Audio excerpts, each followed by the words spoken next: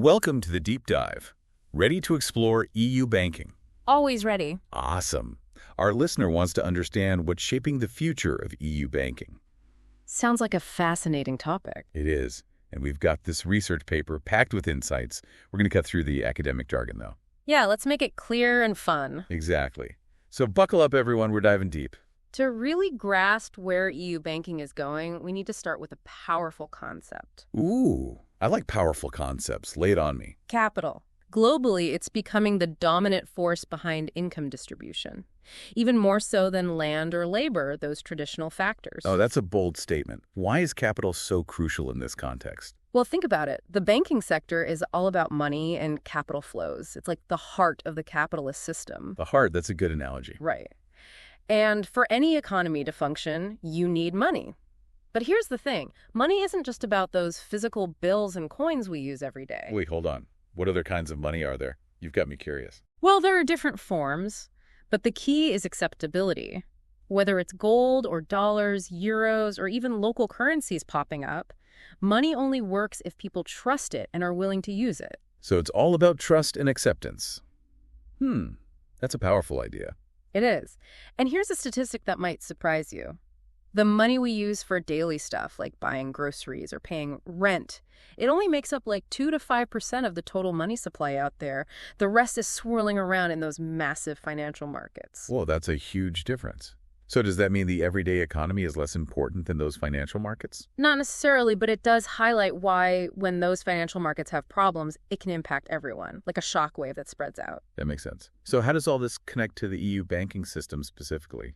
Well, the EU system, it's incredibly complex, a whole network of institutions and regulations that reflect the history and politics of the entire region. It sounds like a massive puzzle. It kind of is. Think about it. From the Bretton Woods Agreement after World War II to the introduction of the euro, the EU's been on this constant journey to create a unified monetary policy. So much history. Right. And along the way, we've seen economic crises, Brexit, the rise of populist movements, all putting pressure on the system. So it's constantly evolving. Exactly. Always adapting to new challenges. Does that make the EU system more resilient or more vulnerable? That is the million-dollar question. It's a bit of both. It's dynamic and can adapt, but that complexity can also create vulnerabilities. It's a delicate balance. Yeah. The paper also talks about the pressure on EU banks to adapt to the digital age, which is happening so fast. Oh, absolutely. Digitalization is a game changer for banks, offering tons of opportunities, but also posing some serious challenges. It's like a double-edged sword. Exactly. They have to become more efficient and rethink their entire business models. So what are some concrete examples of this digital wave impacting EU banking? Well, we see the rise of open banking, which is about securely sharing financial data between institutions. This allows for more personalized services and competition. And then there's the huge growth of big data, which banks can use to better understand customer behavior. It sounds like data is key. It is. But there are also roadblocks. One major one is what's called technological debt. Many banks are stuck with these outdated computer systems. Like trying to run a marathon in lead boots. Exactly. Imagine trying to innovate with systems running on programming languages that are practically extinct. Yikes, that's a tough spot to be in. It is. And then, on top of that, we have the emergence of fintech companies. Ah, yes, the fintech revolution. Everyone's talking about them. Rightfully so. Fintechs are fascinating because they can both shake things up and collaborate with those traditional banks. So they're both disruptors and partners. Exactly. Some challenge the old ways with brand new solutions, while others team up with established banks to offer new services. So are fintechs the future of banking in the EU? Will they replace those big traditional banks? It's not that simple. The relationship between fintechs and traditional banks is constantly evolving. The EU is encouraging this innovation while also trying to protect consumers. How are they doing that? Through initiatives like the FinTech Action Plan and those regulatory sandboxes. Regulatory sandboxes, huh? What are those? Think of them as controlled environments where they can test out new financial products and services without being immediately hit with all the usual regulations. Ah, so a safe space for innovation. Precisely. But to really understand the impact of fintechs, we need to explore some theories that challenge the very foundation of our current banking system. Theories that question everything. Oh, now you've really got my attention. Let's dive into those theories. I'm ready to have my mind blown. One that really challenges conventional thinking is secure money. You might also hear it called full reserve banking or sovereign money. Secure money, huh? Sounds interesting, but kind of complex. Can you break it down for me? Basically, secure money proposes that only a central public bank should have the power to create money. So let me get this straight. In this system, commercial banks wouldn't be able to just create money out of thin air when they give out loans. That's the idea. Proponents of secure money argue it would make the whole financial system way more stable and reduce our dependence on debt. It's a big shift from how we usually think about money creation. But I think the paper also mentioned local currencies as a potential force for change, right? It did. Local currencies, things like time banks, give communities more control over what's happening in their local economy. They help keep money circulating within a specific area, boosting local trade. It's like creating a mini economy within the larger one. Interesting.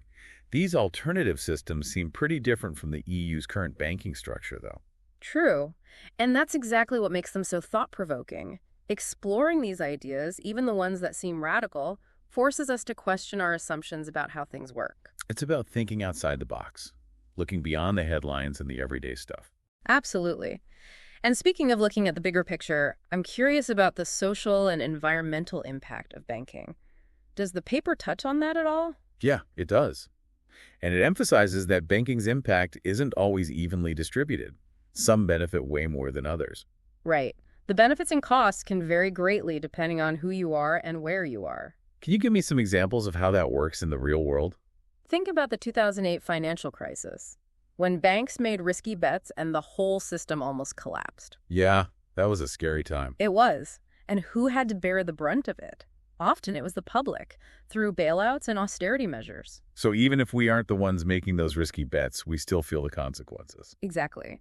The paper also brings up Thomas Piketty's work on economic inequality. Oh, I've heard of him. He argues that the concentration of capital in the hands of a few can actually make social divisions worse, makes it harder for people to get ahead. Right. If all the wealth is at the top, it's tougher for others to climb that economic ladder. Exactly. And we also need to think about the environmental impact. Oh, right, sustainability. The constant pressure for economic growth can lead to all sorts of problems like overconsumption and environmental damage. So banking isn't just about numbers and profits. It's deeply connected to social and environmental issues. Absolutely. And that leads us to a big question. Can banking be reformed to better serve the needs of both people and the planet? That's a huge question. What are some ideas the paper suggests for making banking more sustainable and equitable? It throws out a bunch of possibilities. Stricter regulations on banks, promoting alternative banking models like those we just talked about. There's no magic bullet. But the key takeaway is that we got to start thinking differently. Align the financial system with broader social and environmental goals. So it's about moving beyond the status quo and envisioning a financial system that works for everyone while protecting the planet. Exactly. We have to recognize that how we organize our financial systems has a huge impact on our lives and the world around us. This has been a fascinating look into the complexities of EU banking. We've covered so much ground, from the power of capital to the potential of new financial models. What are some key takeaways for our listeners as we wrap up this deep dive? It feels like we've only scratched the surface. But even so, this deep dive has revealed some really interesting things about the EU banking sector. Yeah, it is a complex landscape, but one thing's for sure. The EU banking sector is at a crossroads. Totally. We've explored so much: the pressures, the potential of fintechs, those radical ideas. Challenging the system itself. Exactly. It's not just about keeping up with technology or changing regulations a little. It's about fundamentally rethinking what banking should be in society. And that's where our listener comes in. Oh, how so? The paper really emphasized that the future of banking, it's not just something for experts and policymakers to worry about. It affects all of us. So what can our listener do? What's the takeaway for them from all of this? I think the most important takeaway is that we all have a stake in this conversation. We need to be informed, engage in these discussions, and be ready to challenge the status quo. So don't just sit back and wait for someone else to fix things. Get involved and help shape the future of finance. Exactly. And that brings me to a final thought-provoking question for our listener. Ooh, I like it. Hit me with it. If you could redesign the banking system, like start from scratch, what would be your top priorities? What would a banking system that truly serves the needs of people and the planet look like? Whoa, that's a powerful question. Really makes you think. It does. Encourages us to imagine a better financial future. It's been awesome exploring these ideas with you. The pleasure was all mine. Always fun to dive deep into these topics. And to our listener, thanks for joining us on this deep dive into EU banking. We hope you found it insightful. Until next time, keep exploring, keep questioning, and keep diving deep.